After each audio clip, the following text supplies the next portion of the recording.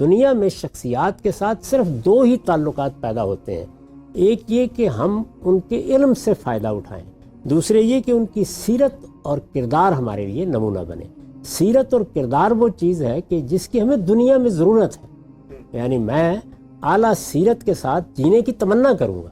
میں اپنے بچوں کو بتاؤں گا کہ تمہاری سیرت اور تمہارے اخلاق میں بلندی ہونی چاہیے، اور سیرت اور اخلاق میں بلندی اپنے زمانے میں بھی بڑے لوگوں کی صحبت سے پیدا ہوتی ہے، اور ماضی میں بھی آپ بڑے لوگوں کو پڑھتے ہیں، ان کے سوانح کا مطالعہ کرتے ہیں، تو اس سے آپ کے سامنے سیرت اور کردار کے مثالی نمونے رہتے ہیں۔ وہ مثالی نمونے آپ کے ذہن میں ایک جگہ بنا لیتے ہیں، اور آپ جس وقت کوئی مسئلہ پیش آتا ہے اور اس میں کوئی رائے قائم کرتے ہیں یا کوئی کام کرتے ہیں تو وہ نمونے آپ کے سامنے رہتے ہیں۔ تو سیرت اور کردار بھی اپنے آپ کو اعلیٰ سیرت کی طرف آگے بڑھانے کے لیے بہت ضروری ہے کہ ہمارے پیش نظر رہے۔